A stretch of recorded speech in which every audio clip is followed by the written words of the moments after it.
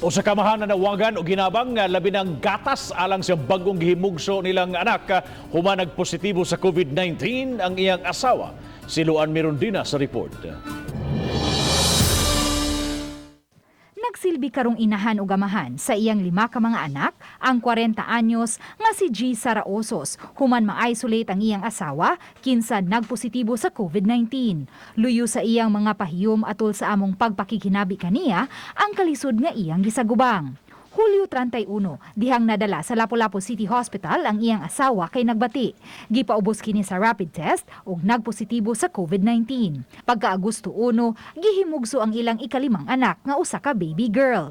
Kay wala pa sila ma-swab test sa iyang asawa. Nagpabilin una ang iyang asawa sa hospital tent uban ang ilang baby girl. Mara man po, wala may kung pera mo ko na yung patuto yung bata sa parents kaya wala mo sila gisulti nga ayaw na ilayo ng bata, wala man. Agosto 7, dihang migawas ang resulta sa swab test ug nakonpermar nga positibo ang iyang asawa, nahukman niyang dad-o na lang ang ilang baby girl sa balay. Negatibo siya sa swab test apan nagpositibo usab sa swab test ang 5 anyos nilang anak lalaki, busa gipaubos na lang sila sa home quarantine. Ilabi na kay wa man usab ma swab test ang bag-ong gihimugsong bata. Balag lang naman kung leader nga magawas kay ako mo nang tuyawan basta matakpan ito ba. Moto nga kay nagino niya akong anak kay lagi mo mura niyo siya ba. Tuwang kainit ba. Moto pirma ko leader ti resogot man doktor ti moto nga na process ko nga makagawas moto nga okay man sila ti moto nakagawas ni. Ang iyang silingan nga si Glisel Ornopia maoy nagpakitabang sa City Social Welfare Office aron mahatagan ang bata og gatas ug uban pang mga panginahanglan. Ang dakbayan mihatag usab og pangkonsumo sa pamilya.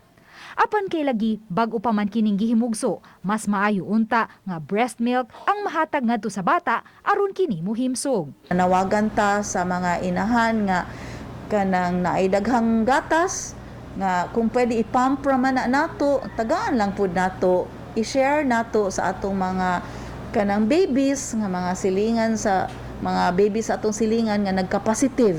Nindot kaayo na siya nga kanang gesture ba nga makatabang ta sa uban.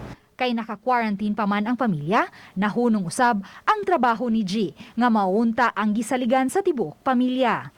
Mura nga, lisod kayo bitaw na una-una nga ako ka kampo bitaw kay bilang sa kamahan na harabere. Dati man ko sa mga anak. Kailangan akong usawa, kay nag-quarantine naman siya.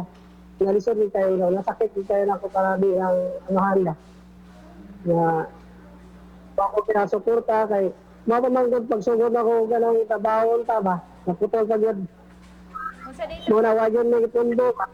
Uban ni Marlon Melgazo, Luan Mirondina, Balitang Bisdak.